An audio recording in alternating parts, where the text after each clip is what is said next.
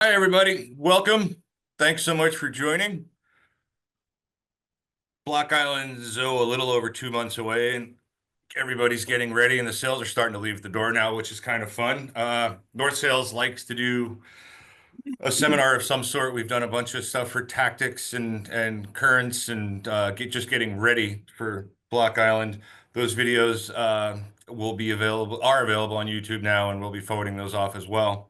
We're going to be recording this, so if you registered, you'll get a copy of this sent to your email, and it will be available on YouTube, I believe, on Thursday, I was told. But thanks again for joining. This year, with the rule change, we thought it'd be kind of fun to get Dave on board and just talk about some specific rule changes that uh, do come into play at Black Island, especially with the rounding island and obstructions, which is the island itself, and the what's it called? 18.3 rule is getting a lot of dock talk and sailing karate, so in the bars. So we'll cover a bunch of that. Without further ado, though, let me introduce Dave Perry. Dave grew up in Pequot, Southport, developed his love for sailing in Blue Jays, Lightnings, and Lasers. Two-time All-American, captain of the dinghy national championship team at Yale, five-time match racing national champion, two-time winner of the Congressional Cup. Man, what did you do when you were young? You just sailed and sailed. Second at the '84 Olympic trials, national judge, chair of the U.S. Sailing Appeals Committee, been a rule advisor for several Olympic and America's Cup teams, including the U.S. sailing team in 2024 at the Olympic Games. 2020, Dave received the U.S. Sailing's most prestigious award, the Nathaniel Hershoff Award for outstanding contribution to the sport. Was also inducted to the Sailing Hall of Fame that same year. Dave's authored 3 books explaining the rules and tactics of the sport, popular throughout the world. And Dave, I did buy one just last week, so I could read through it, and thank you for that. There But you go. I'll leave it to you from here. All right, well, Tom, thanks a lot, and I'm glad you got the books and whatnot, and appreciate you all setting this up.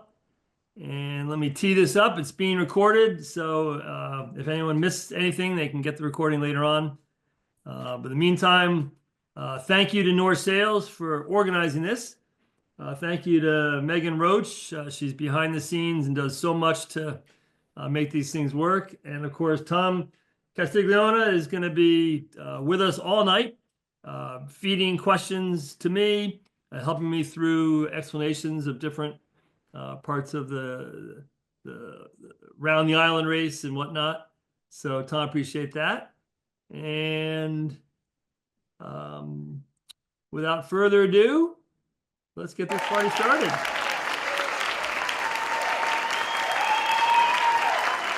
All right. Good crowd tonight. So listen, we're on Zoom, but I'd like to feel like we're in some yacht club bar somewhere with just talking rules and asking each other questions. So it's up to you to keep this informal and to ask questions as they come up to you. There's lots of ways you can interact. It's only interactive if you interact. So you can raise your Zoom hand if you know how to do that. At the bottom of your screen, it says reactions, and you go in there, and there's a raise hand button. And I'll see that. Or I'll pause often and just come off mute and say, hey, Dave, I got a question. Or if you want, you can just type your question in the chat. At the bottom of your screen, it says chat. Tom's got the chat open. I will not be looking at the chat, but Tom will be, and he'll either answer your question or he'll say, hey, Dave, good question in the chat. Mary's got a question, and we'll go from there. So there's lots of ways to interact. Please just don't sit there looking at the screen, because you're not going to learn as much as if as you're active. I encourage you to have a piece of paper and a pen handy, so if something pops into your head, you can write it down so you don't forget it when it's time to ask the question, and like that. So as you may or may not know, the racing rules of sailing are frozen in time for 4-year periods of time.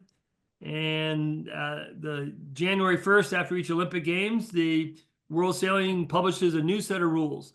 So that happened on January 1st of 2025.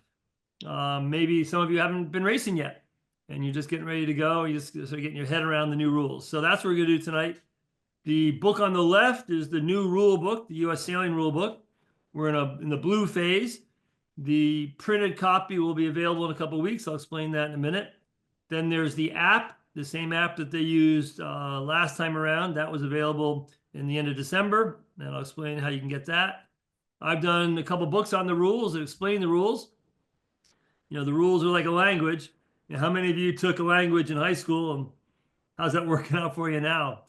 So, you know, the rules are use them or lose them, just like the language. So I've done a couple books that explain the rules, and of course, 181 Designs. All these books and products are available at the U.S. Sailing website. Just go to U.S. Sailing, go to their shop, just Google U.S. Sailing, go to their shop, and then go to race, and it'll bring you right to all these products. If you're a member of U.S. Sailing, and I certainly hope you are, the organization does so much to create the game that we all love to play. And so being a member is a great way to say thanks, and also by showing your appreciation, they can do more. So members of U.S. Sailing get a 15% discount on all the books in the store. So you can go ahead and take care of that at the store there. The World Sailing publishes the racing rules, and they actually published them on July 1st of last year so the world could see them. Translators could get working on translate them, etc. And they found many mistakes. So they scrambled, and as late as December, they were making last-minute changes in the new rules. So they couldn't send the rules to the member national authorities until the very end of December, and then those authorities like U.S. Sailing have to go get it to the printer and get it set up and whatnot. So the printed book has been delayed. We're hopeful it'll be out in the next couple of weeks. You can pre-order the printed rule book now. Just go to the U.S. Sailing shop where I showed you how to get there.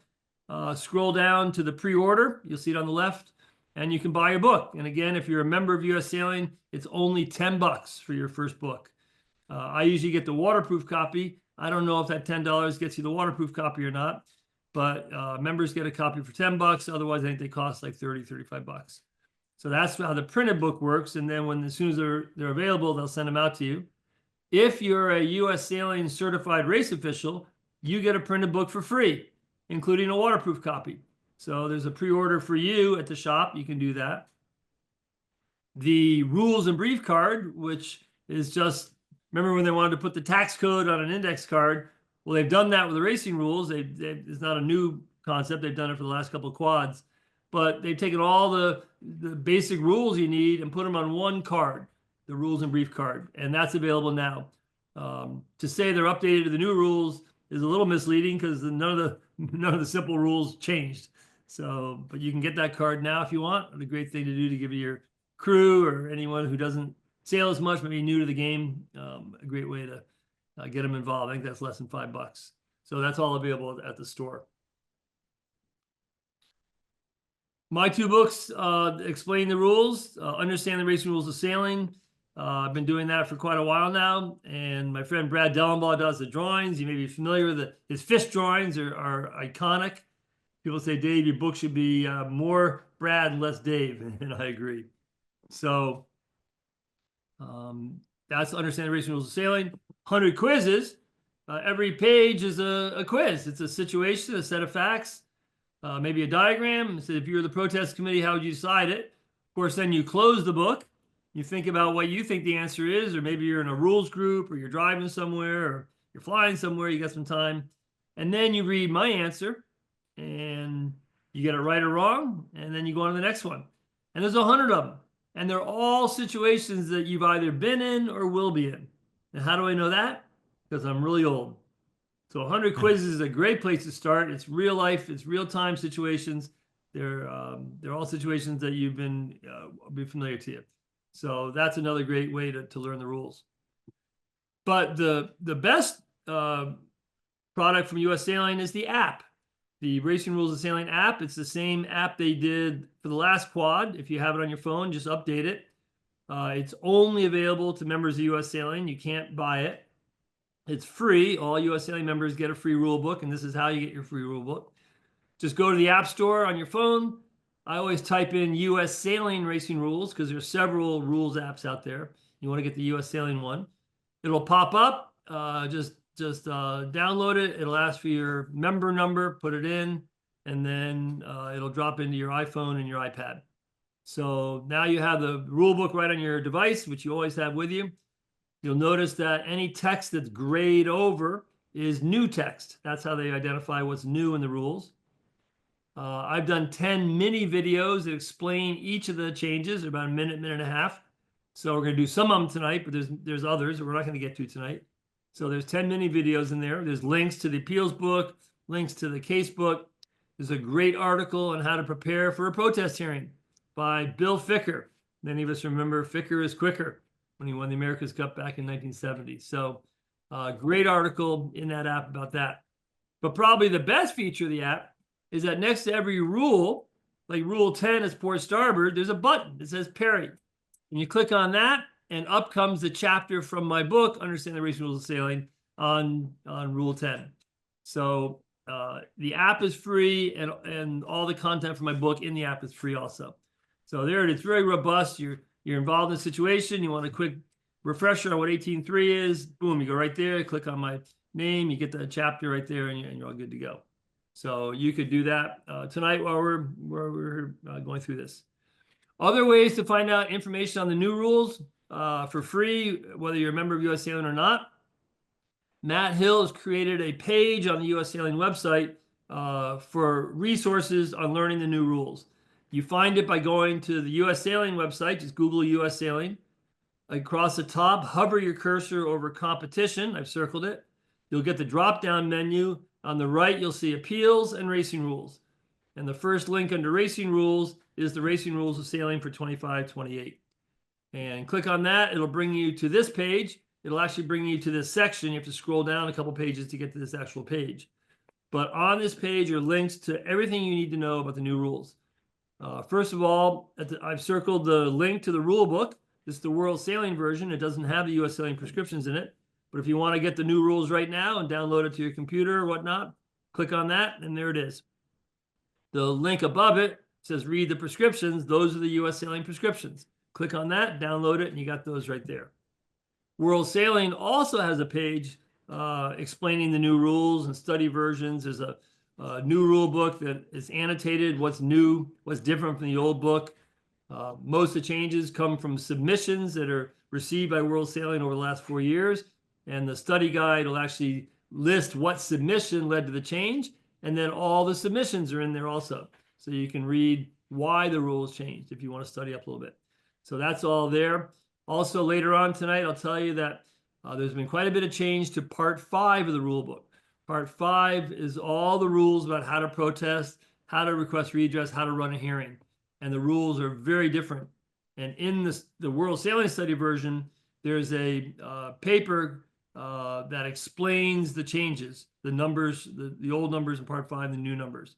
And I'll point that out later in the show. I've also done a paper which explains all the significant changes in the rules. It's down there in the lower left. So you can click on that. And that's probably a good place to start if you want to see what's new in the new rules, or if you want to share that with your teammates or anyone else, that is right there. If you're going to be running races or judging this year, many of the rule changes affect race management and hearing protests and whatnot. And I've circled 2 papers that explain all the rule changes that affect race management and judging. So if that affects you, then there's papers there. So this resource page is huge. We're going to go through some stuff tonight, but if you want to go back and review or send it on to other people, that's the place to go. The appeals book is a great source of rules information, and it's been completely updated to the new rules. We had that ready the first week of January. That's a free download. Just go to US Sailing, competition, down to appeals, and the first link is to the appeals book. As I said, it's a free download. You don't have to be a member. There it is. And that's, as I say, updated the new rules. The case book is the only authoritative interpretation of the rules. And I'm on the casebook working party also. We're working on it. It's a little longer to get that all done to the new rule changes. So it's not, has not been updated yet. but hopefully it'll happen the next month or so. And you can find it on the same website as the appeals book on the US Sailing website. Again, that's a free download. And finally, I'd be remiss if I didn't mention Winning in One Designs. We talk about the rules, but there's a lot to know about sailing and racing. And when I was doing my 2 Olympic efforts back in the day, I wrote a monthly column for what was called Yacht Racing Magazine back then, and Yacht Racing Cruising. The column was called Winning in One Designs. And I did that for 4 years, 10 months a year. And when it was all done, I took all 40 of them and put them in a book called Winning in One Designs. It's really just a compilation of those 40 columns I did back in the day when I was really racing at the highest levels. So it's got everything from starting to using wind shifts to racing in current, and a whole section on sports psychology. I won't ask you a personal question like how many of you have ever been on a boat where somebody's gone dark, or how many of you have ever gone dark during a race, but it happens. And usually a dark boat is not a very fast boat, not a very smart boat. There's a whole section on, how our mind works and how we can make better decisions and whatnot. So all the books, my rule books and Winning in One Designs and the print rule books, all available at the US Sailing website. All right, let's get into it. Whenever I talk about the rules, I always try to remember why we're talking about the rules. The rules are not weapons. We're not learning the rules so we can nuke our opponent and throw everybody out. We like racing against people, but we want to race well. And the rules are our tactical tools. The rules tell us how our pieces move, just like these 2 great chess players. Maybe you remember they both begin with a B. On the left is Boris, or Boris Spassky, and of course on the right is the young Bobby Fischer. And there they are sitting in Reykjavik, Iceland, with the chess match heard around the world. But the reason they can play the game of chess is they know the rules. And the rules tell them how the pieces move. And then they can begin to plan ahead. Think 3 moves ahead, 5 moves ahead, 8 moves ahead, all because of the predictability of knowing how the pieces move. And I always like to say the game of sailing is played 30 seconds ahead of the boat. Ooh. But the best sailors are thinking ahead. They already know what's going to happen in the next 30 seconds, and then they're ready for it. And they're in the best position to deal with it and to make the best decision. Whereas a more amateur, lower level sailor, things happen and they go, oh, what should we do? So you want to try and get out ahead of it. And that's why you're learning the rules. And every sailor usually has a song in their head. This is my tactical song.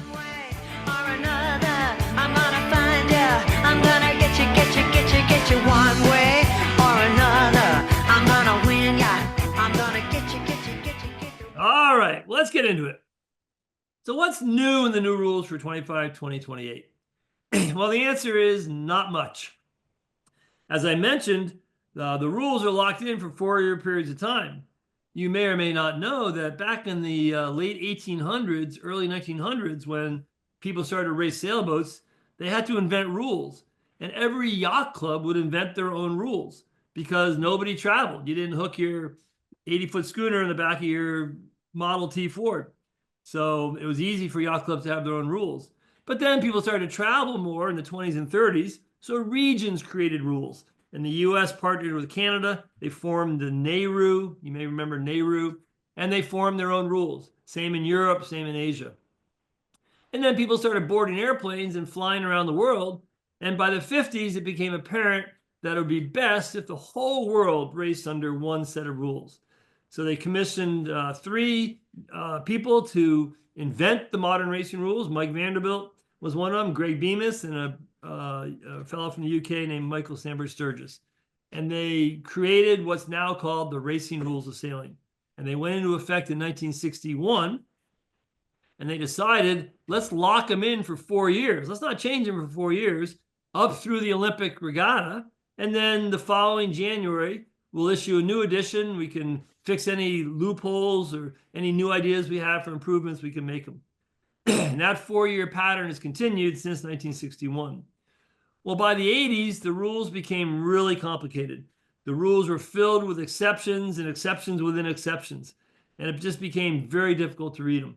So in 1990, they commissioned a small group of people to take the part 2 rules, the rules where all the racing rules were, and just write them over again, start over again, and see if you could just get rid of all the exceptions within exceptions and simplify them. And that happened in 1997. In 1997 is when they got rid of mast to beam. They got rid of sudden fast luffing. Remember, you could luff as fast as you want and crash into people as long as you didn't do serious damage. They got rid of all that stuff. And they really simplified the game. And that happened in 1997. But since then, they've tried really hard not to change the racing rules in Part 2. And they've done a great job. And actually, I was comparing the 1997 version of Part 2 and the newest one, the 2025 version, and it's about 85% the same. It's remarkable how similar it is. So to World Sailing's credit, they have not changed the rules a lot. It turns out that when they change rules, it takes people about 3 rule books to catch up to the change.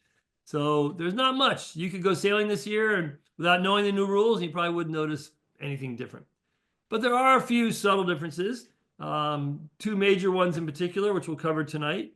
And they've changed the rules around a continuing obstruction and island. So that's, of course, pertinent to getting ready for Block Island. So we'll go through those tonight. With new rules come new rules questions and new rules issues. I'm happy to give my personal opinion tonight. I'm the chair of the U.S. Sailing Appeals Committee, but tonight you're just getting me. It's just my own opinion. There are no cases and appeals on the new rules yet. They just came out. So people are having to feel their way. Protest committees will make their best decisions. And as I said, I'll just give you my best shot at what I think the rules mean. But please ask questions, pop on anytime. In fact, let me pause now. Does anybody have any questions about anything I've said so far before we launch into the weeds? Any questions about when the rule books can come out? Why the changes are made? All right. Dave, I missed the part in your book. You said there was a section about sailing psychology. Was that in your Winning in One the One Design book? That's in Winning in One Designs. Okay. The Winning in One Designs has everything but the rules. There's everything else. I want to read the psychology part. That sounds interesting. There's a section on speed. There's a section on tactics. There's a section on crewing. There's a section on preparation. And there's a lot of section on why we make mistakes. Why do we get frustrated and all that. So that's all Winning in One Designs. Thanks.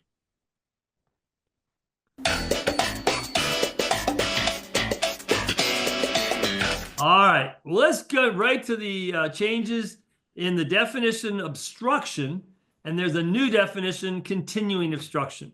As you know, in the beginning of the rule book, there's 7 parts in the rule book. Part 2 has the racing rules in it, but at the beginning there's a dictionary. It's called the definitions, and in there it's about 1.5 pages, and they give specific meanings to certain terms that are used in the racing rules, so that everybody knows what those terms mean.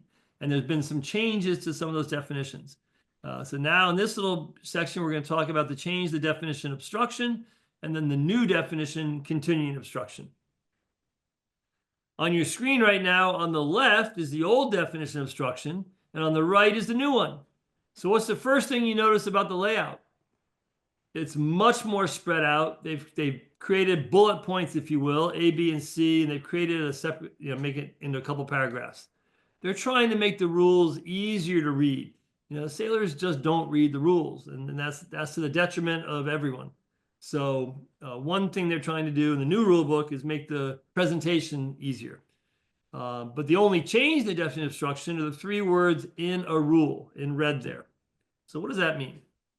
Well, the definition of obstruction starts off by saying if an object is big enough, it qualifies as an obstruction.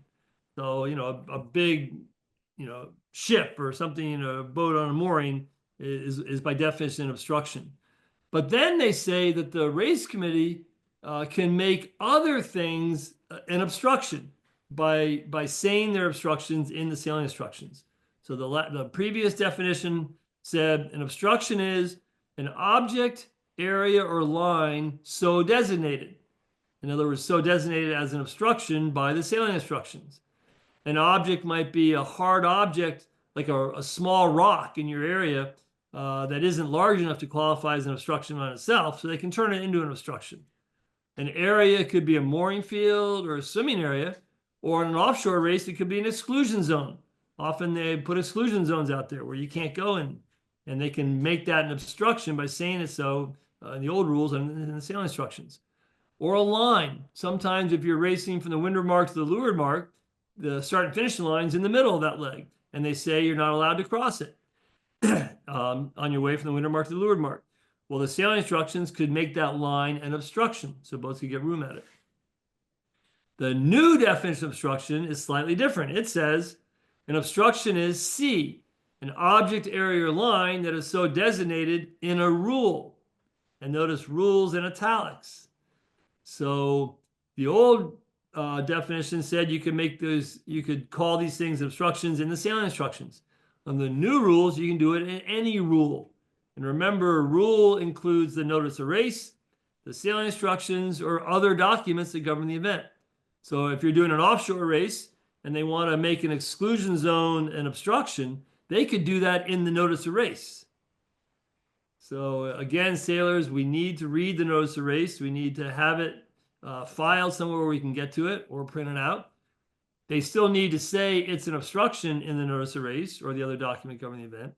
But just you have to be aware that they can turn things into obstructions in other documents besides the sailing instructions. You might wonder, how does a document become one that governs the event? Well, a document that governs the event, think of your yacht club's racing, championship conditions or something like that. Those become documents that govern the event if they're listed in the notice of race under rules. So if a document is not listed in the notice of race, then it doesn't govern the event. Like local law, the laws are not documents that govern the event. They govern your behavior because you can get arrested. But unless the notice of race said that the local laws are rules, they're not rules. So I'll pause right there. Any questions about the change, the definition of obstruction, and the fact they can turn things into obstructions in the notice of race?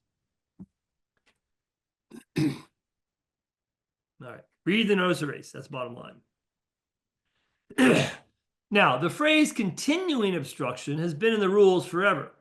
It shows up in 3 different rules. Rule 18 is the rule about marks. It's the mark room rule. And in Rule 18, it says, if the mark is a continuing obstruction, then Rule 19 applies. And Rule 19 is a rule about giving room at an obstruction. So if a mark is a continuing obstruction, then Rule 18 doesn't govern it. Rule 19 does. And Rule 19 says the same thing. It says, however, at a continuing obstruction, Rule 19 always applies and Rule 18 doesn't. And then the most commonly used rule for continuing obstruction is 19.2c. There's been no change to this rule, but this is the rule when you're passing alongside an obstruction for a while. Like, look at these 2 ideal 18s in the picture. They're sailing along a breakwater. They're leaving Southport Harbor here. Well, clearly the breakwater is an obstruction, and clearly it's a continuing obstruction because the boats are continuing to sail alongside it. And there's a special rule about how a boat behind, that red ideal 18, how they can get an inside overlap and become entitled to room at the obstruction from the boat ahead. And that's what 19.2c is all about. And there's no change, but it's worth talking about it because it's going to come up in a minute when we're talking about Block Island. 19.2c says, while boats are passing a continuing obstruction, if a boat that was clear astern and required to keep clear, like look at the picture here, there's the red boat was clear astern and she's required to keep clear. If she becomes overlap between the other boat and the obstruction, and at the moment the overlap begins, there's not room for her to pass between them, then she's not entitled to room under Rule 19. And she has to remain, she has to keep clear. So basically what they're saying is if a boat is sailing alongside a continuing obstruction, a boat from astern who gets an overlap between the boat ahead and the wall is only entitled to room if at the moment the overlap begins, there is already room for the boat behind to sail between the boat ahead and the wall. If there isn't room for them to sail between them when they get the overlap, then they're not entitled to room. That's how 19.2c works. For years, the rule book used the phrase continuing obstruction without ever defining it. So now they've defined it. So in the definitions, there's a new definition called continuing obstruction.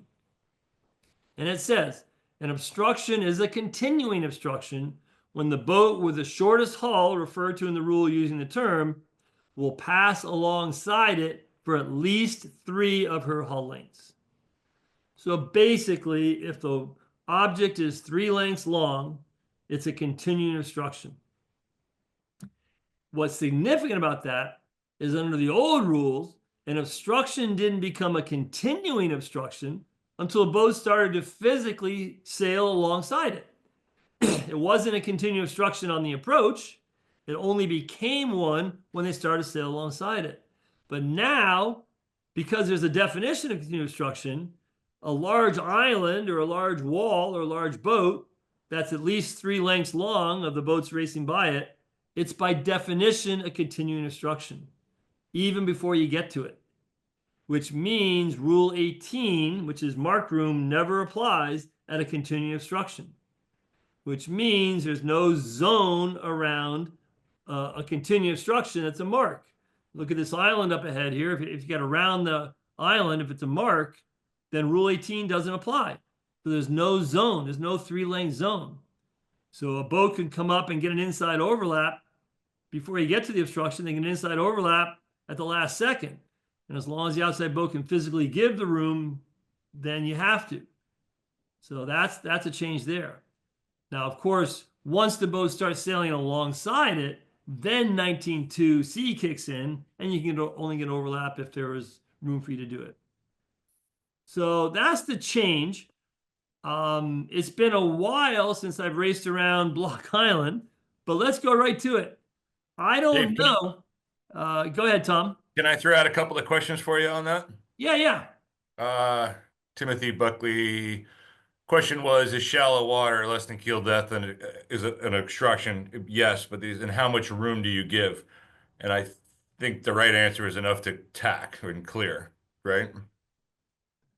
Well, let's start one at a time. Is shallow water an obstruction? An obstruction is an object that if a boat was sailing at it and was 1 length away, they'd have to make a substantial course change to avoid it. So if you're about to run aground, the ground is an obstruction for sure. The obstruction could be under the water for sure. And then if an outside boat has to give an inside boat room, it's got to be room to sail between the outside boat and the obstruction in a seaman-like way, which means without running aground. So, you don't want to be, they don't want you running boats into the rocks. Right. Now, if you need to tack to avoid it, then you can call for room to tack. That's under Rule 20. Sure. Daniel asked, in that same scenario, so the windward boat does not have to give room to the leeward boat if an overlap is established from behind and he hits the wall, that's okay? Which is a fair question. And if that leeward boat doesn't have rights, they've got to slow down and get out of there, I guess is what. Go ahead.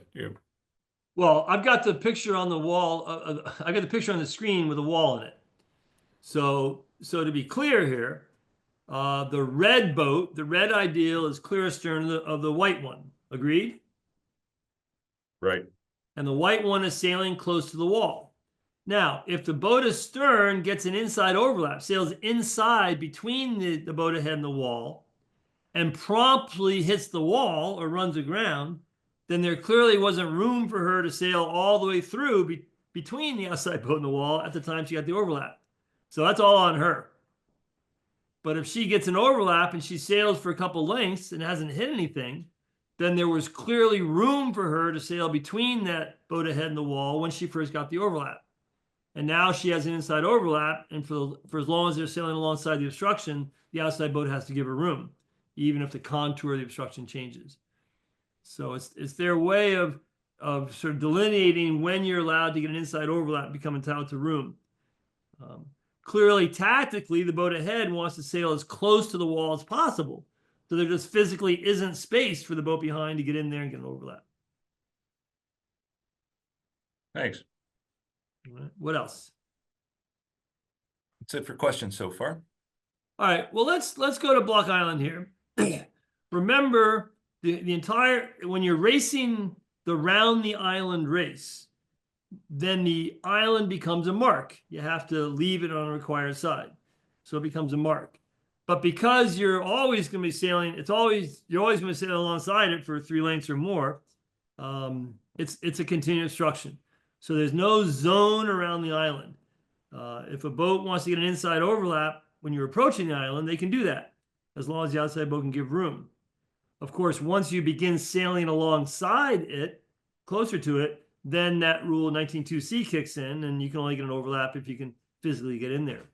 My question, Tom, or anybody, is do you ever get close enough to Block Island or the shoal around it where this is even going to come? You ever get within 3 lengths of the rocks around the island? Definitely. In a southwesterly, and you're beating into the west side of the island there's plenty of rocks offshore that you need to avoid, including a couple of standoff marks on the west. So you do get into situations where you're getting close to rocks.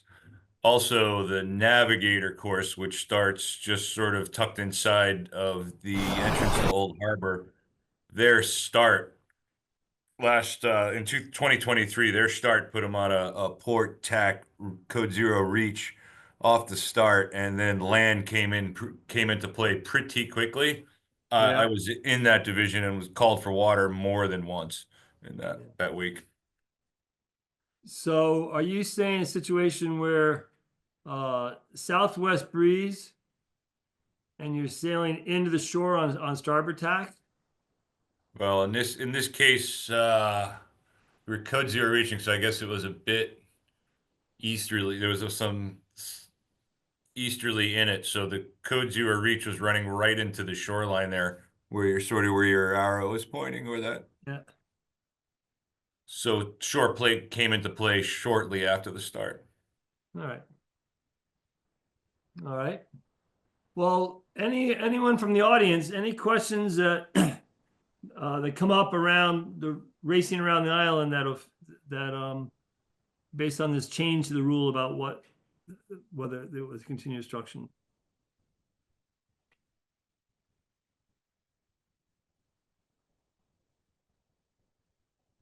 Well, I think some of the questions from people that registered were off that start line and the calling for an obstruction. Are you going to cover this later about the hailing, and should I skip? Yeah, that? I'm gonna cover the rule about calling for room to tack at an obstruction. That comes a little bit later. Okay. So I think the takeaway here is that if you're sailing in near if you're sailing along the shore and you're behind a boat and you want to go inside of them, you got to make sure there's water for you to go in there all the way between the outside boat and the shore when you go in there. And you just have to use your judgment. And if you're the boat ahead and you don't want to let them get in there, then you want to nestle as close to the shore as you can. But it's a bit of a gamble, so. All right. I saw Charlie Reynolds typing something. All right, let's push on. If we always come back to it. All right, well, in part 2, that's the section where all the racing rules are. It's called When Boats Meet. And section A has the 4 right-of-way rules: port starboard, windward leeward, clear ahead, clear astern, and tacking. And then section B is called General Limitations. And section B has a few, hang on, I know you're the right-of-way boat, but you've got a limitation. And there's 4 of them. And the first one is Rule 14. It's called Avoiding Contact. And there's been a bit of a change to this rule. Not so much a change to the rule, but there's been something added to the rule. So on the left of your screen is the old Rule 14. On the right is the new. So you notice that they've created 3 bullet points, A, B, and C, and B and C are new language.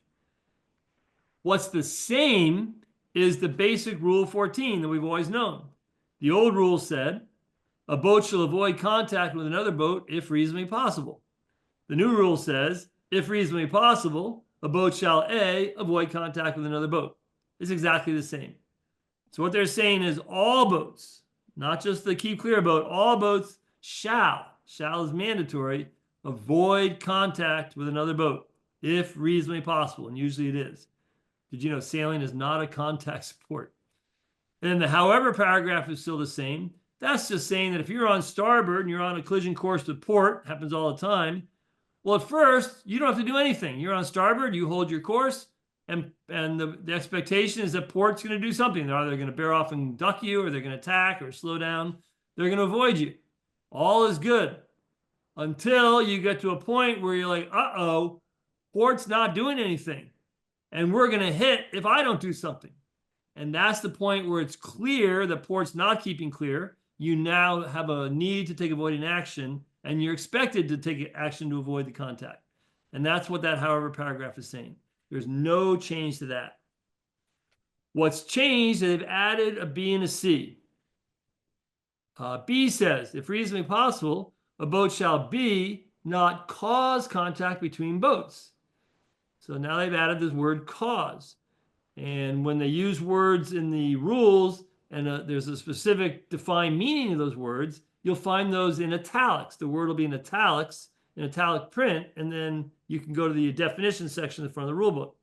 If a word is not in italics, then you go to the dictionary to find out what that word means. And cause is defined as to make something happen, to be the reason for. So new rule 14b says, you shall not cause contact between boats. I think Appeal 78 is a good example of a boat that has broken this new 14b. And you're going to find out it's sort of a nothing burger under the rules. You got 3 boats going upwind on port tack. The gray boat to leeward tacks on to starboard.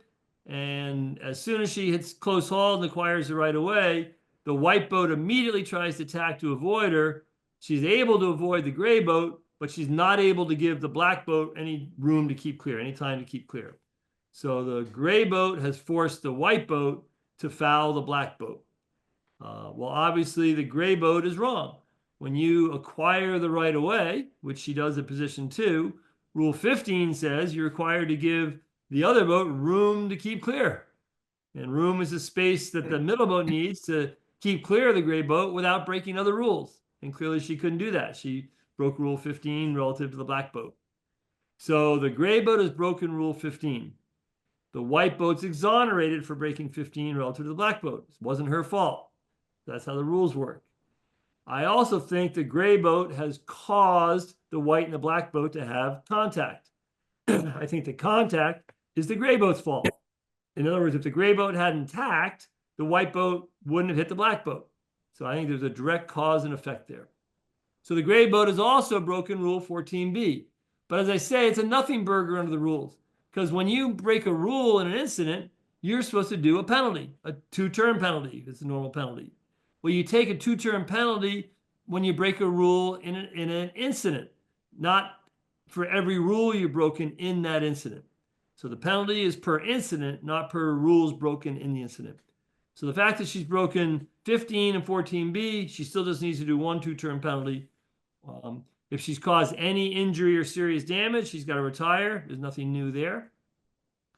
Maybe the white boat and the black boat want the protest committee to find that the gray boat broke 14b because that's saying that the gray boat caused the contact. And then maybe it's easier to go up to the gray boat and say, hey, you pay for it. You caused it. Or maybe when you go to the insurance company, you can bring that up. But as far as the rules are concerned, there's no additional penalty. Another example comes up in the new 14c. It says, if reasonably possible, a boat shall C not cause contact between a boat and an object that should be avoided. Well, right away, what do you think of as an object that should be avoided? Well, the race committee boat, a mark, a recreational sailor, a boat on a mooring are all objects that should be avoided.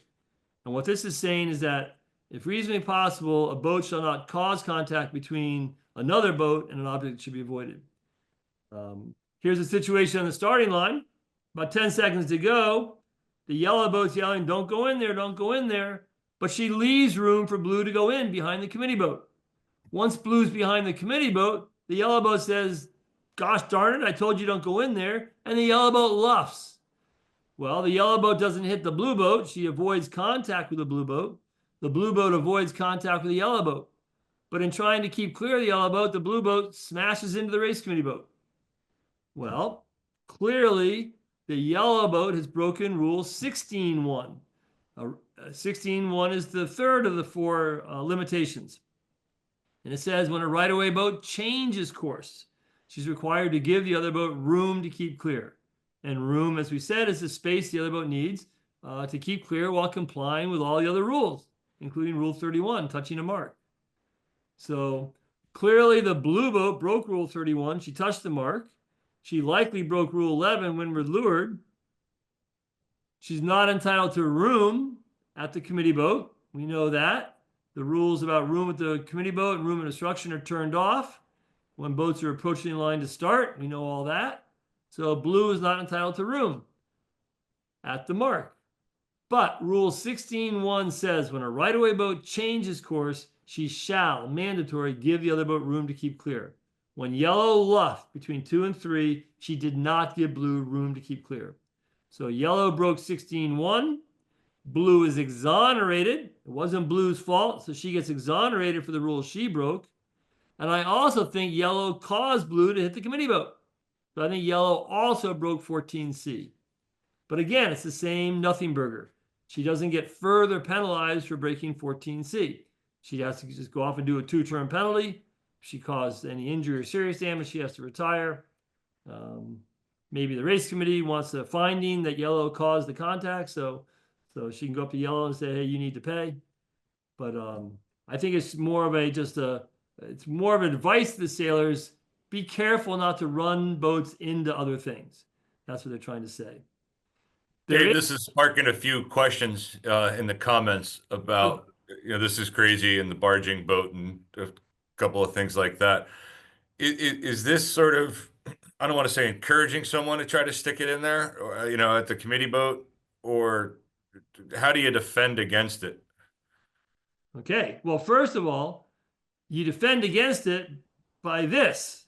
This is how you defend against it. If you're the yellow boat, instead of yelling, don't go in there, you just turn and aim at the committee boat before the winner boat gets to the committee boat.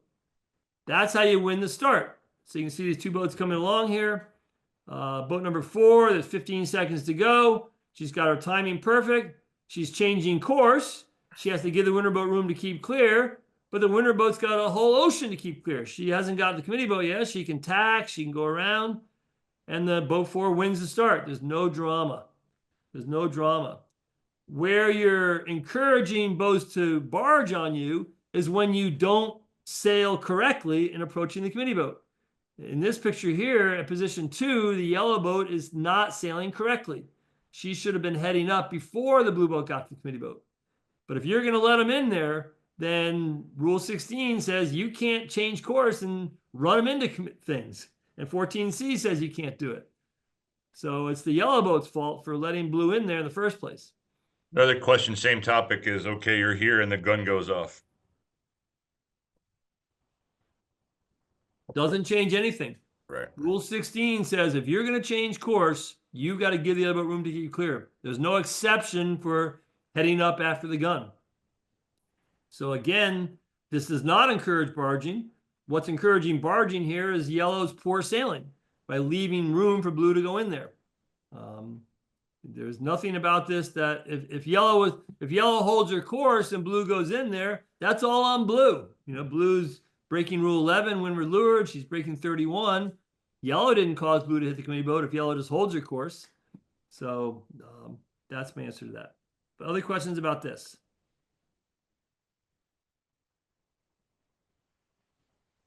All right, Tom, have we done all the barging questions? Yes. All right. All right. Now there is one possible change to this with this 14C. Here's a situation where the red boat got to the zone clear ahead. The blue boat was required to give the red boat mark room. The red boat's swinging wide to cut close, as is her prerogative. And as she swings wide, blue sees daylight and sticks her bow in there. Don't tell me you haven't thought about doing that. The red boat says, hey, no way, rounds the mark, goes up to close haul, and doesn't hit the blue boat because Rule 14 requires her to avoid contact. No change there. but she runs blue into the mark. Well, first of all, blue is completely wrong here. Blue is broken rule 11, windward lured. The red boats had to avoid her. Blue has not given the red boat mark room, especially if the red boat couldn't go all the way up to close hauled, and the blue boats touched the mark. So the blue boat is wrong, and she's going to get penalized. But the red boat, I think, caused the blue boat to hit the mark. The red boat's changing course. And the only way blue can keep clear of her is to hit the mark. And even though red is breaking 16-1, the difference is when you're rounding a mark and you're entitled to mark room, you're exonerated if you break 16-1. In other words, if you're sailing within mark room, you can ignore 16-1. But in this case, you're still breaking it. And I think you're running blue into that mark. So I think red is breaking the new 14C in this situation by running blue into the mark. Now you have to be aware that Rule 14 has a get out of jail free card. It's in Rule 43.1C. It's called exoneration. There's a special exoneration rule for Rule 14. And it says a right-of-way boat or one sailing within the room or mark room to which he's entitled is exonerated. She's not penalized for breaking Rule 14 if the contact does not cause damage or injury. So here, I think the red boat's breaking the new 14C, but if this is a squishy mark, a tet or some small buoy, there's going to be no damage at all to the blue boat. But if you're racing around the bell buoy and some guy tries to stick it inside of you and you run him into the bell buoy, I think you've broken 14C. And there's going to be damage to that boat that hit the bell buoy. And I think you're going to have to take a penalty or you're going to be disqualified. This is the change. So again, don't forget, the inside boat's wrong. You don't need to run them into the bell buoy to win your protest. They're going to get disqualified. But the rule writers are saying we don't want you causing damage. Any questions on that little piece of it? All right. All good. All right. Well, let's get to the first big game change. Then we'll take a little stretch break, and then we'll come back and do the others. So as I mentioned in part 2, when boats meet, the 4 right-of-way rules: port starboard, windward leeward, clear ahead, clear astern, and tacking. Those are the 4 right-of-way rules in Section A. Section B has the 4 limitations, and we just talked about them all. 14 is avoiding contact. 15, if you acquire the right-of-way, you have to initially give the other boat room to keep clear. We just talked about 16, about changing course. You have to give room to keep clear. And the 4th one is Rule 17. And this is all about proper course. This is the luffing rights rule. And there's been a change.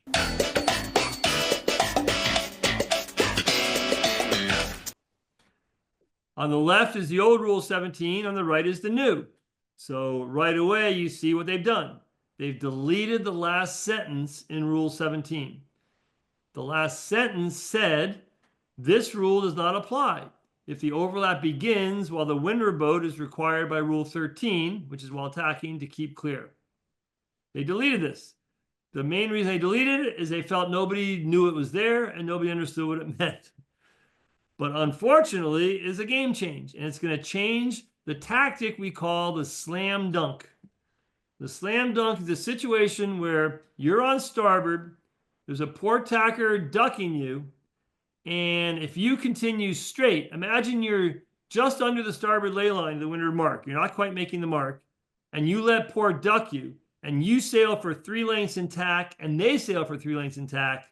Well, now they're going to be on starboard. They're going to become your new worst nightmare.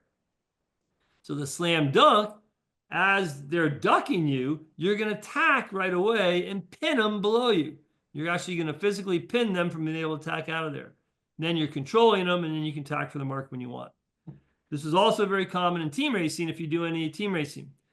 The defense of the slam dunk used to be that as port was ducking starboard, as long as port became overlap before starboard got down to a close-hauled course on port, then Rule 17 did not apply, and port had luffing rights. She could go up to head to wind with luffing rights, and she could defeat the slam dunk.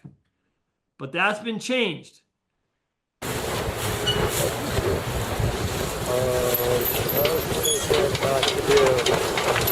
Okay, here comes an umpire call, maybe.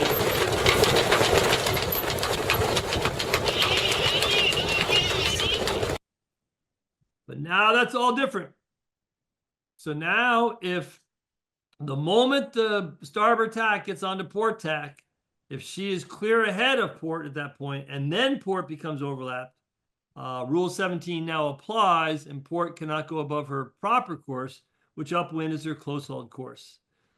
Remember that a boat changes tack the moment it passes head to wind.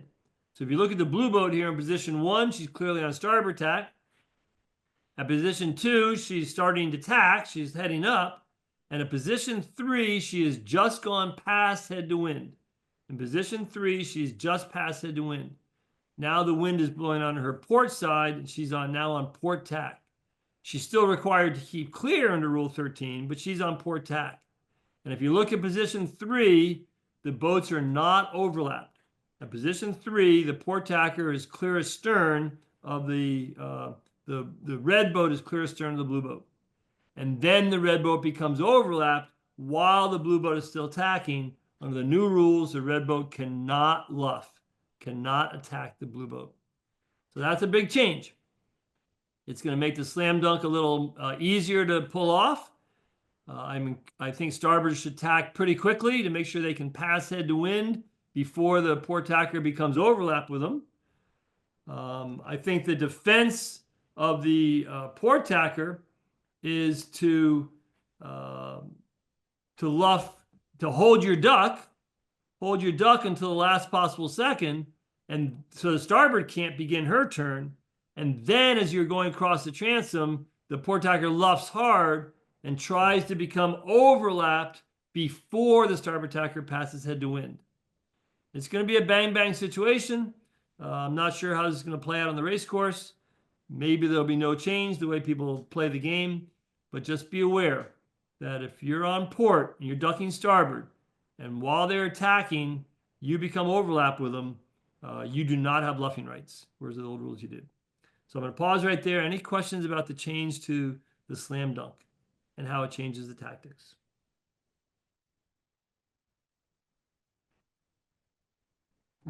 All good in the chat. All right, good. All right, well, listen, you've been doing great. I'm going to give you 5 minutes to get away from the screen, fill up that glass with whatever favorite cold drink you have, put some more goldfish in the cup. Take 5 minutes. When you come back, we got a couple more changes at Mark Room and a few changes about calling for room to tack. So hope you're enjoying it. Take 5, and we'll see you on the other side.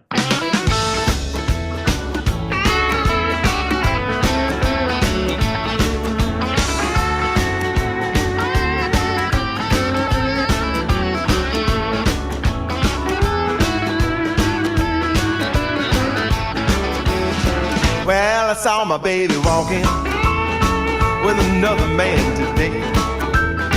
Yeah, I saw my baby walking with another man today. When I asked her what's the matter, this is what I heard her say. I'll see you later, alligator, and the wild crocodile. I'll see you later, alligator, and the wild crocodile. Can't you see you in my way now? Don't you know you cramp my style? When I thought of what you told me, nearly made me lose my head. When I thought of what you told me, nearly made me lose my head. But the next time that I saw her, reminded me of what she said. See you later, alligator, and the wild crocodile. See you later, alligator, and the wild crocodile. Can't you see you in my way now? Don't you know you grab my style?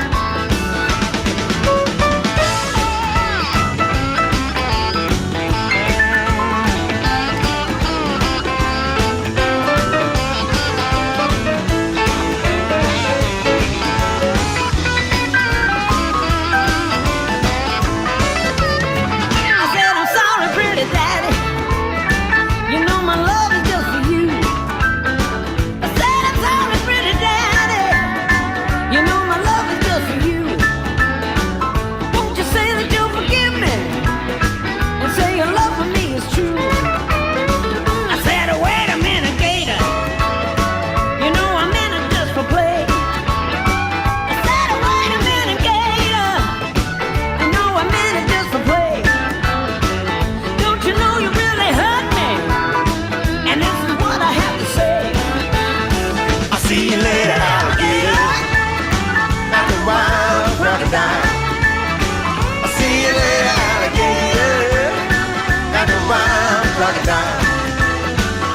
Can't you see you in my way now? Or don't you know you can't my style?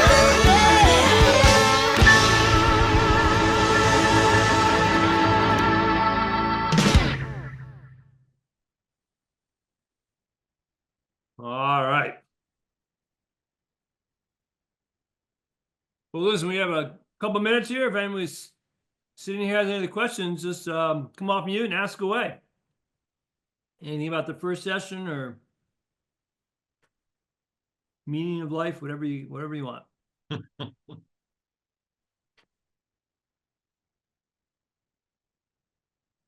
So Dave, Go. you're just back to the sailing into land again. Block Island's kind of cool because around the island is all kinds of different boats. So you've got, a TP-52 and a J-80. Yep. And getting back to 19C, where, let's say you're on starboard, it doesn't matter, heading into the beach.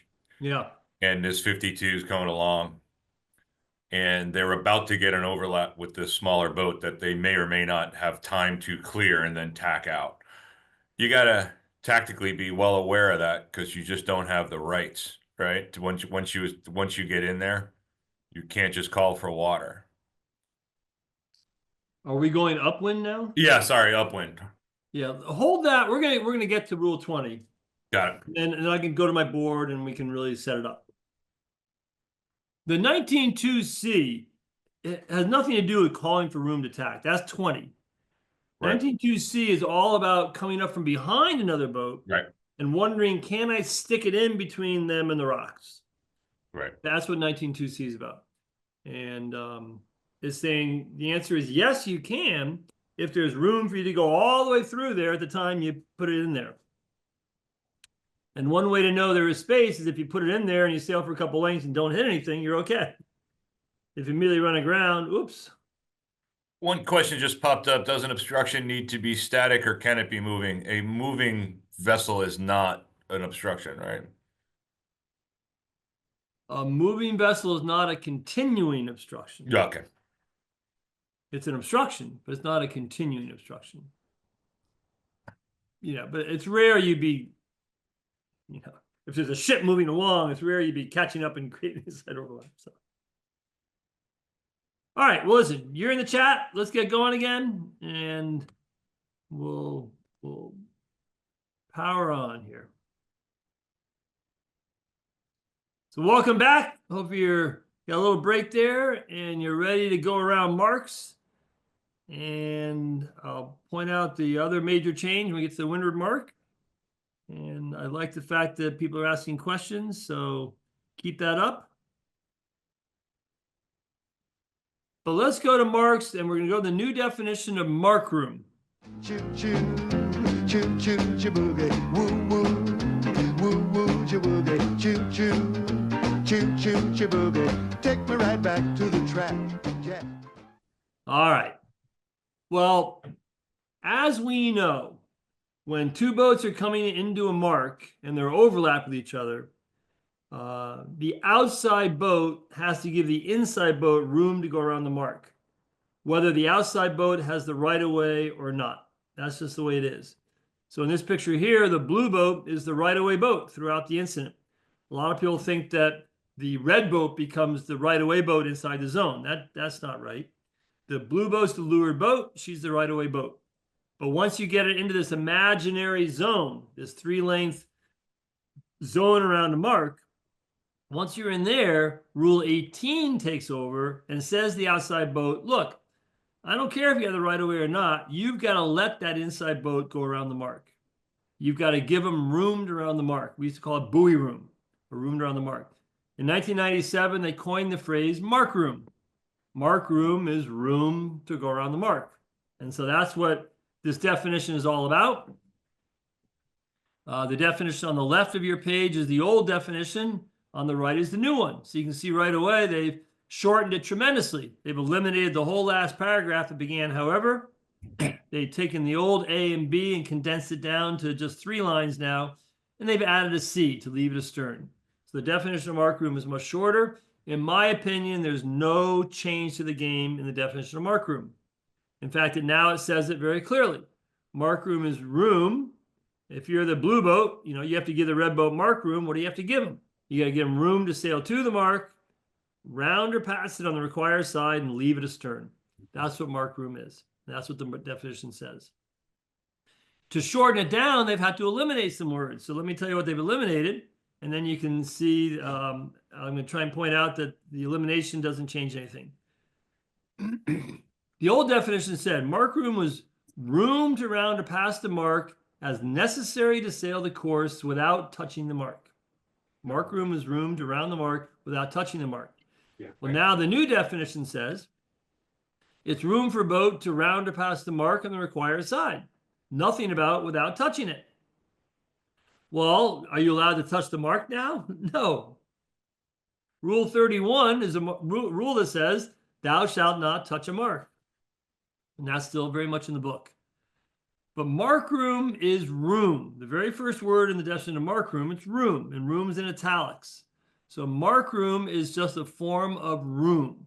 And room is defined in the definitions as the space a boat needs in the existing conditions, including space to comply with their obligations under the rules of Part 2 and Rule 31, which is touching a mark. So mark room is room, and room is the space a boat needs to comply with Rule 31 and not touch the mark. So you don't need to say that mark room is room to not touch the mark. It's just built into the definition room. That's how they get rid of that one. It also used to say room to round or pass the mark as necessary to sail the course. Well, notice that sail the course is in italics. The new definition says it's room for boat to round or pass the mark on the required side. They've deleted the phrase as necessary to sail the course. Well, it was redundant because sail the course, the definition of sail the course is the string rule. As you know, you've got a string attached to the back of your boat. Maybe you didn't know why you were dragging that string around. And the definition of sail the course says after a boat finishes, when you pull the string tight, it's got to lie on the required side of all the marks. So if the definition of mark room is room to round or pass the mark on the required side, by definition, your string's going to be on the required side of the mark. So you don't need to say as necessary to sail the course. So that's how they've shortened it down. They've just removed some redundant language. They've added C, mark room is room to leave it astern, to leave the mark astern. To me, that's sort of a nothing burger, other than it really makes it clear when a boat's been given mark room. Because we know that in Rule 18, Rule 18.1 says when Rule 18 applies. And 18.1b says Rule 18 no longer applies between boats when mark room has been given. And people used to argue, well, when is mark room been given? When you leave the zone? Now it's clear. Mark room's been given when the boats had room to sail to the mark, round or pass it on the required side, and leave it astern. Once your transom line goes past the mark, you've been given mark room and Rule 18 turns off. A little cleaner and clearer. What hasn't been cleared up is the age-old argument of whether mark room includes room to jibe around the windward mark or the offset mark if you want to jibe in order to sail your proper course down the next leg. The new definition doesn't clarify that. So I'm just going to give you my personal opinion. I don't think it does. And here's why. I think mark room, as I said, is just room, as that term is defined. So using the language from the definition room, my opinion is that mark room, it's the space the boat needs in the existing conditions. If it's windy and wavy, you need more room. If it's flat and calm, you need less. To round or pass the mark on the required side, comply with the rules in Part 2 and Rule 31, while maneuvering promptly in a seaman-like way. Mark room is room to round the mark in a seaman-like way. And to me, seaman-like way means just enough space for the boat to round the mark and begin sailing the next leg, and not any additional space the boat would like to take for a tactical advantage, for instance, jibing around the mark. So for me, there's no change, but other people disagree. There's no case or an appeal on this, so protest committees are going to have to use their judgment. My conservative opinion, advice is, don't jibe around the windward mark or the offset mark if you're going to foul a boat behind you who's on starboard. just don't do it. Just round the mark, set your spinnaker, get out of dodge, and look for a better place to pass them. If you desperately want to jibe on the other, I'm talking about going onto a run where you don't need to jibe to begin the run. But if you want to jibe, then come in a little high and then cut the mark really close so that the boat behind you can't prevent you from jibing. So I'm going to pause right there in case any of you were familiar with the age-old argument about whether mark room included room to jibe. I'll pause right now on anything I've said about the new definition of mark room, what it does mean and what I don't think it means. By the way, anyone can unmute themselves if they have a question instead of typing it. I have one question, Dave. While still inside the 3-boat circle, can the inside boat stay on a reach after passing a mark, i.e. force the leeward boat not to point or tack? I think that might mean jibe.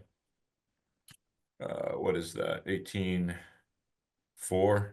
Did you cover jibing in the zone yet? No. Yeah. No, there's no change to jibing in the zone. So if two boats are coming into a leeward mark and they both need to jibe, the inside boat needs to jibe. Hey, Dave. Yeah. It's the prior page, actually, rounding the leeward mark. One more back. I'm sorry, the leeward mark. 2 or 3 back. So I round the mark, and, well, this might work. I'm red boat. Can I stay off on a reach inside the circle and basically park on top of blue? No, that's my point. Blue's the right-of-way boat. She's a leeward boat. You got to keep clear of her. You're only protected if you're sailing within the mark room to which you're entitled. That's your protection. You're exonerated if you're, and that's to hug the mark pretty close. Like you got to be within, a few feet of the mark as you're going around it. You don't get to take additional space and going around the mark. If you stay in a reach and the leeward boat has to avoid you, you've broken rule 11, you're out. Even inside the circle. Yeah, all the circle entitles you is protection to sail the course this red boat is sailing. You got to go right to the mark and you got to turn around the mark pretty tightly and you got to head up and keep clear. Then you're protected on that path. That's your mark room path. If you widen out a little bit, you're no longer protected. Got it. Thank you. Yep.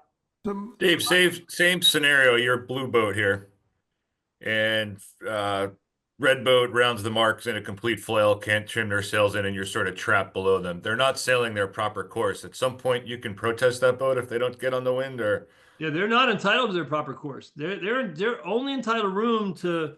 You just have to give them room to round the mark on the required side. And if they don't, and they got to keep clear of you. So if they're keeping the leeward boat from heading up, they're fouling the leeward boat. As long as they're not right next to the mark, then they're in trouble. okay. So my question's a little different, and it's just I've been racing for a long time, and I'm catching up now. So whether it's the windward mark or the leeward mark, my sense is if you're come in on port tack, let's say it's a windward mark, you come in on port tack within the 3-boat circle, you're basically not going to win a protest. Am I right about that? Hold that question. We're going to get to that exact situation next. Okay. Good segue. All right. So there's no change to mark room. These are all good questions. There's no change in the rules, and so let's carry on to. They did delete the last paragraph of the definition of mark room. This has to do when both boats come into the zone on port tack. They're both coming in on port, and they both need to tack around the mark. The old definition of mark room had this last paragraph. It said, however, mark room for boat does not include room to tack unless she's overlapped inside to windward of the boat required to give mark room and she'd be fetching the mark, blah, blah. It gave the completely wrong impression that the inside boat was entitled to room to tack, which of course is not true. The definition mark room doesn't give any rights. It just describes a path. So the point is they deleted it because it was absolutely misleading. If you're coming in on port tack and you're that inside windward boat, boat number 4, you're entitled to mark room, but the moment you pass head to wind, Rule 18, the rule that entitles you to mark room, turns off. It goes away. So all the way up to head to wind, you're protected. If your stern hits the leeward boat while you're heading up to head to wind, the leeward boat is not giving you mark room. But the moment you pass head to wind, and now you're tacking, Rule 13 requires you to keep clear, you're not protected by Rule 18. So you got to watch your transom when you tack there. Now, to me, it's a nothing burger because you're allowed to go up to head to wind. And if you can get that far without contact, you should be able to keep on turning. Some people say, well, what if the lure boat keeps on luffing? It makes it impossible for you to turn. Well, the problem there is the lure boat's changing course. And she's a right-of-way boat.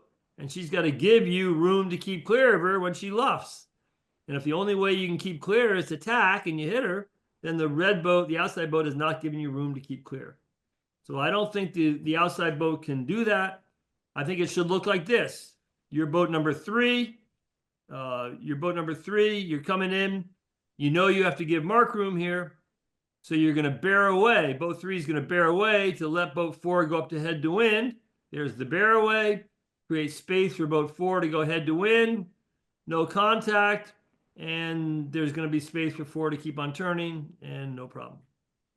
So I'll pause right there. There's no game change there, in my opinion, but they have deleted a sentence which led people to have the mistaken impression that that inside boat could go all the way through with their tack. Any questions? All right. So let's go to the meat of it. Rule 18 is mark room. We've made that clear. And Rule 18.2 is the engine. That's the rule that says what boat has to give the other boat mark room. We've just described what mark room is. It's the path to and around the mark in a seaman-like way. And now 18.2 is going to say which boat has to give it, which boat is entitled to it. The rule on your left is the old rule. The rule on the right is the new. So you notice the red is new language. This is a slightly different layout to the rule. No change to the meaning. Notice that the new rule says when the first of 2 boats reaches the zone. Obviously, the zone is important. The zone is an imaginary distance around the mark, 3 lengths from the boat nearer to the mark. If these 2 boats were different lengths, then it's 3 lengths of the blue boat because she's closer to the mark. You'll find that in the definition zone. So the blue boat has reached the zone. Her bow is on the zone there. She's reached the zone. And Rule 18.2a says, when the first of 2 boats reaches the zone, the boats are going to be overlapped or not overlapped. So it makes it clear the rules see pairs of boats. You got to train your mind. I know you come in 4, 5, 6 boats at a time, but you got to train your mind to think about pairs of boats. And when you reach the zone, then the boat next to you is either going to be overlapped with you or not overlapped. And that's the important part. So that's what that's saying. No change to that. If when the first boat gets to the zone, the boats are overlapped, like in the situation 1 at the top of the screen, the boats are overlapped, then the outside boat at that moment shall give the inside boat mark room. So even though blue got to the zone first, that doesn't matter. All that does is turn 18 on, ask the question, are the boats overlapped? The answer is yes. So blue gives red mark room. LO gives WI mark room, which is room to sail to and around the mark. But look in situation 2, when blue gets to the zone, the boats are not overlapped. You draw that imaginary line across the transom of the blue boat, the boats are not overlapped. And now the rule says if the boats are not overlapped, the boat that has not reached the zone at that moment shall give the other boat mark room. Slightly different language than you're used to, but same concept. If 2 boats get to the zone and they're not overlapped, the boat that has not gotten to the zone yet has to give mark room. And it's the same language. When a boat's required to give mark room by this rule, she shall continue to do so for as long as this rule applies, even if later an overlap is broken or new overlap begins. So it just reinforces that when you're racing to a lured mark, you're not. You're racing to the zone. And when the first boat gets to the zone, you just ask the question, are the boats overlapped or not? If they're overlapped, then the inside boat gets mark room. If they're not overlapped, then the boat that's not gotten to the zone yet has to give mark room. You get this kind of interesting situation here where the red boat B has reached the zone and the boats are not overlapped because A is clear ahead of her. Well, the old rules didn't cover this situation, but the new rule does. B has reached the zone. Are the boats overlapped or not? They're not overlapped. So A has to give mark room because A has not reached the zone yet. Remember, you reach the zone when your hull goes in the zone, not your sail. So A, by staying wide here, has put herself in a situation where she's going to have to give mark room to B. What A should have done is start to sail a little lower, maybe a little lower and slower, and try to get down and reach the zone first while she was still clear ahead. And then, of course, she got to the zone first, and red would have to give her mark room. So just be aware of that. All right, but there's no change to the game there. So any questions about anything I just said about the layout of the new layout to 18.2? To me, it's simpler. First boat gets the zone, ask the question, the boats overlapped or not. One question about the 3 leg zone lengths, is boat lengths 20 or 40? And the answer is the bigger boat. Negative, Ghost Rider. The answer is the boat nearer to the mark. Really? Really? You'll find that in the definition of zone. It's nothing new there. So in this picture here, if the if the blue boat is 20 feet and the red boat is 40, that zone is 3 times 20 feet, is 60 feet. Even though red may have been in, so the zone between 2 boats is the boat nearer to the mark. I always say the boat ahead of you is determining the size of the zone for you and that boat, and you're determining the zone between you and the boat behind you. That's how you think about it.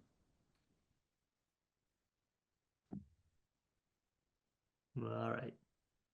All right, well, let's go to the windward mark. This is the second change. I mentioned or alluded to the fact there's 2 significant changes. One is a slam dunk. Here comes the second one, and here comes all the questions about coming into the zone on port tack, tacking the zone. I'm going to go to my whiteboard in this one. We'll spend a little time here. I'm watching the clock, so we're wheels aren't down yet, but we're right here hitting the critical 18.3. So here we go.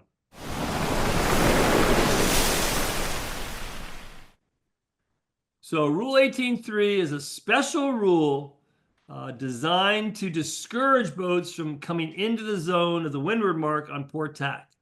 The old rule is on the left, the new rule is on the right.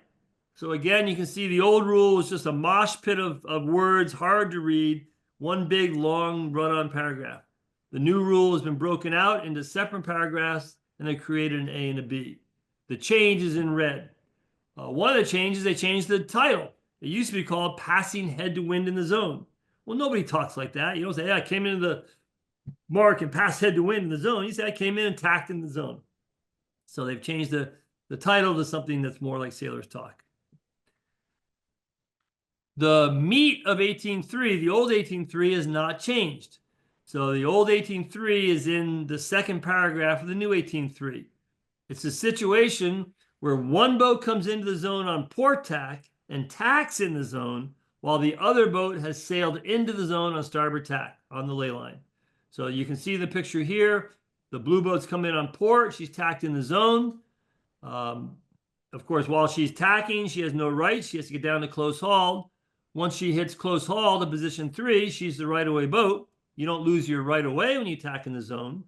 But 18.3 says, if you tack in the zone, you can never make a boat that's been on starboard since entering the zone to have to go above a close-hauled course to avoid you. So clearly, when blue luffs in position 3 to 4 to make the mark, she's a right-of-way boat. She can do that, but she's making the red boat go above close haul to avoid her. Blue is breaking 18.3. That's the old rule, no change. It looks like this. Here, the blue boat's clearly tacking inside the zone. She gets the close haul without affecting the other boats, so she hasn't fouled yet. She's a right-of-way boat. But watch the jib of the white boat right to windward of her. Watch the jib of that white boat, and right there, the white boat's going above close haul to avoid the blue boat. The blue boat has broken Rule 18.3. by causing the white boat, the middle boat, to go above close haul. The windward white boat didn't need to go above close haul, so the blue boat didn't foul her, but she definitely fouled the middle one. So here's how it should go. If you come into the zone on port, always duck the starboard tacker. Don't be lee bowing them. Or if you can, cross the starboard tacker, because if you tack in the zone and that starboard tacker becomes overlapped inside of you, you have to give a mark room. So that's exactly how 18.3 should work. That's how the old rule works. That's how the new rule works. No change there. The change is when both boats enter the zone on port tack and they both tack in the zone. Under the old rule, the blue boat was entitled to mark room. She didn't even need to complete her tack. She could just stay above close haul, or she could luff and get around the mark and hit the winter boat if she wanted. Under the old rule, nobody really knew that, but that was the case. They've shut down that loophole. So now if both boats enter the zone on port and they both tack on to starboard, that new leeward boat is not entitled to mark room. The rule says if a boat passes head to wind from port to starboard in the zone of a mark to be left to port, it only applies if you're leaving the mark to port. Rule 18.2, remember that's the giving mark room rule, doesn't apply between her and another boat on starboard tack.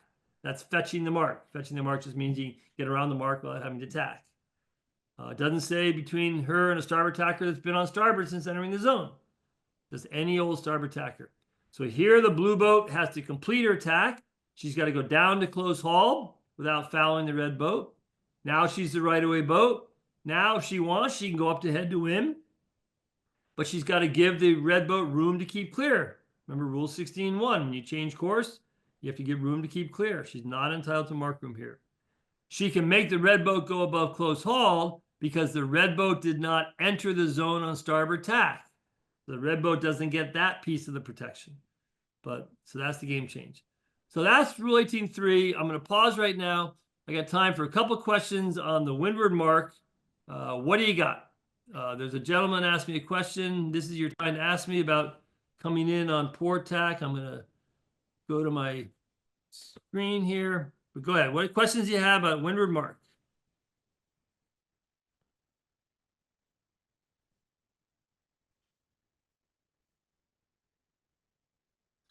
Well, Dave, I think it was me. I just get the sense that if you're coming into the windward mark and port tack within the 3-boat circle, just don't even try it. Just duck everybody and get to starboard.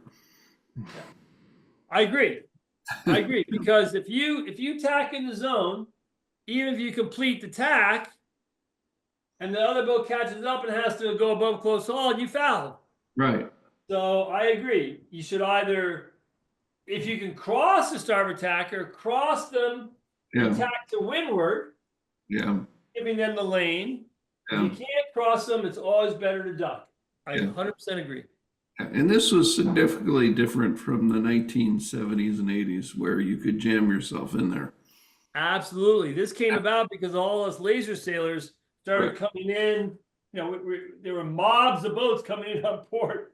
And mobs of boats on starboard. So the sailors said to World Sailing, please write a rule that discourages this. And that's when 18.3 came about. Yeah, I was a fin sailor and you could jam yourself in there, but no more. Okay. Yeah, no more.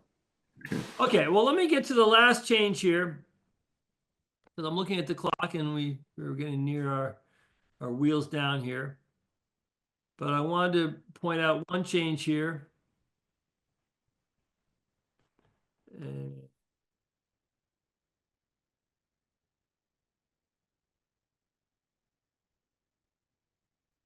So this is going to be a situation where you've got a couple boats on port tack and a starboard tacker is coming, and the lure boat wants to call for room to tack.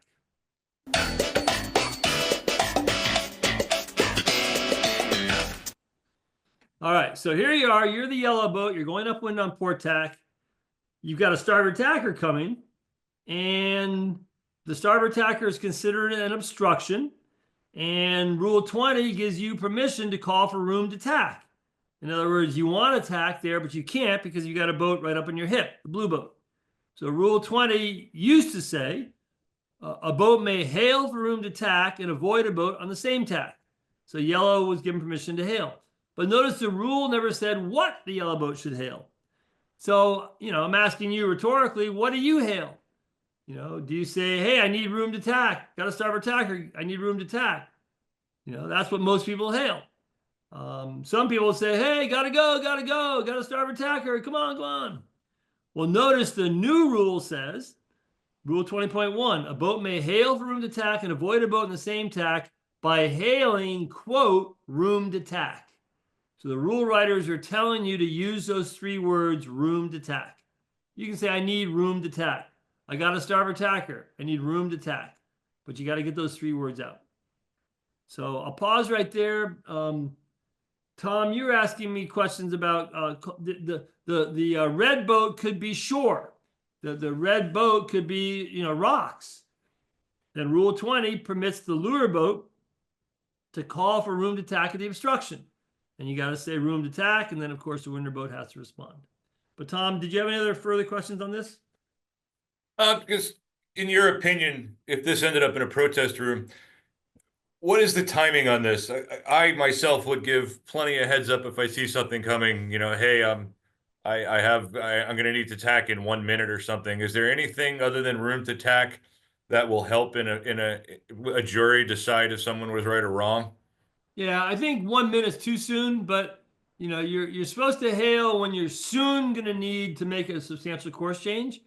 And I think that I've rarely heard anybody penalized for calling too soon. I've seen lots of people penalized for waiting too late. So a minute seems pretty extreme, but certainly 4 or 5 lengths away. Hey, I need room to tack. Especially if it's windy, make sure you try to get a response from the other boat or make eye contact. Right. Maybe even throw your arm out as an arm signal just to get their attention. But it's better to do it too soon than too late. Remember, the winter boat, when they hear the words room to tack, they have to reply by either saying you tack, in which case you're supposed to tack right then, and they got to keep clear of you, or they could tack, in which case you got to tack right away. So you don't want to call too soon because you want to be. And that navigator course I was telling you about, the port tack code 0 along the beach starts. I would say something like, guys, I have a rock in a minute I'm going to need to avoid, just to try to make sure everybody's on the same page in a crowded area. Well, you can say that, but you haven't called for room to tack yet. You're just Right. giving them a. And by the way, if there's several boats on your hip, then you got to be calling early for sure.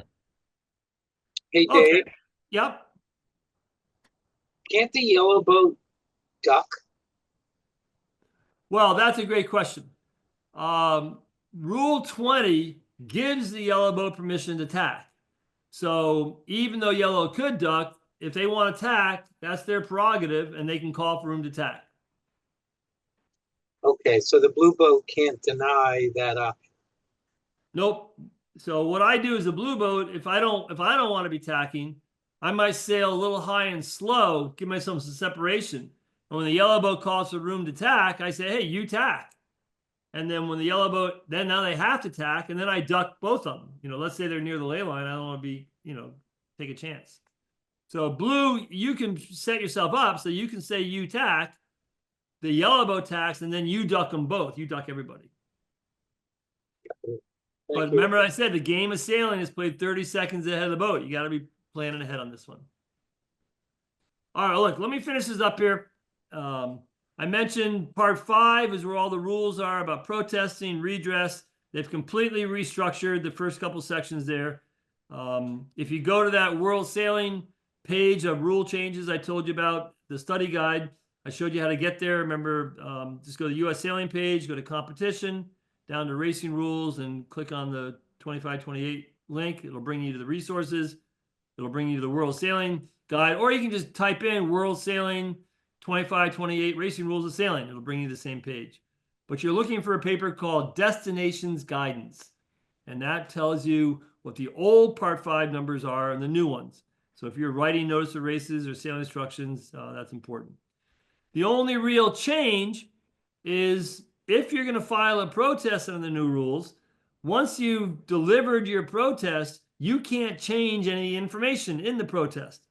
So if you named a protest boat number 1812 and you wrote down 1821 by mistake and you handed in your protest form, you can't change it.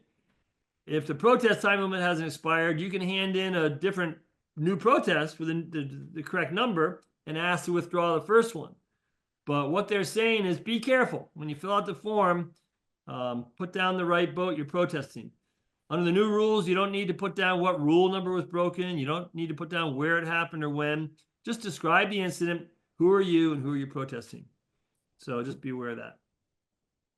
And then finally, be aware that if you have a decimal point in your score, let's say you ask for redress and you get a redress score of 18.5, under the old rules, you rounded up to the nearest whole number, or you rounded the nearest whole number, and 0.5 went up. So 18.5 became 19. 18.4 became 18. Under the new rules, you round to the nearest tenth of a point. So that if you have a score of 18.54, your score is 18.5. It doesn't round up to 19. If it's 18.56, it rounds up to 18.6. So just be aware of that. If it's really close, sometimes those decimal points matter. Also be aware, if you're racing and the rules require you to have an AIS, an automatic identification system. I don't know if you need AISs or trackers for BI Race Week. I don't know that. But if you race offshore, I'm pretty sure that most rules now require you to have an AIS. They've changed Rule 56.3 to say if the rule requires you to have a tracking device, it shall not be turned off, or you can't reduce its effectiveness. You can't run stealth. It's a safety issue. So be aware of that.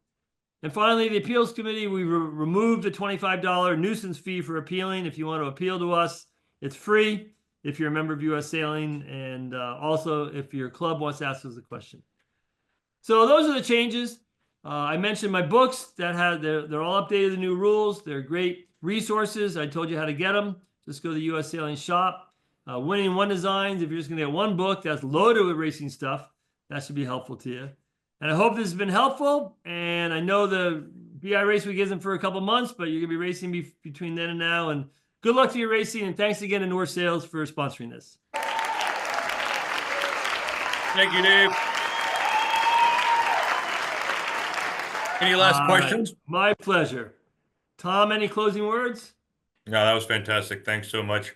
I think there's a lot more. You said there wasn't many big changes, but I think there's a lot going on, especially for obstructions and a lot that come into play and blocks. So thank you. Looking forward to seeing everybody there. We're going to have our sail repair in the same place as always on the island. We're there for you guys. This will be available. This will be sent to you if you registered in the next couple of days, and this will also be on YouTube, I think by Thursday, I was told. So thanks again. Thanks for hanging in there. Thank you, Dave. This was fantastic. Tom, let me mention that the Storm Trysail Club is sponsoring this same webinar on Monday, April 7th. I'll be doing the same webinar on the 7th in case somebody missed it and they want to come or whatnot. And it'll be slightly different. We won't be spending any time talking about racing around Block Island. It's also a 2-hour session. There's going to be a whole half hour of Ask Dave at the end of that one. So who knows what people are going to bring up. And sometimes you hear the same thing twice. It helps you remember it. So just mark it down. Monday, April 7 from 7 o'clock to 9 o'clock. Storm Trysail is sponsoring that. I'm sure there must be some way that you can register for it if you just go to Storm Trysail's website. And maybe we'll see more of you then again for that too. And you can bring your questions to that. So I enjoyed it and thanks a lot. Thanks, Dave. See everybody on the island.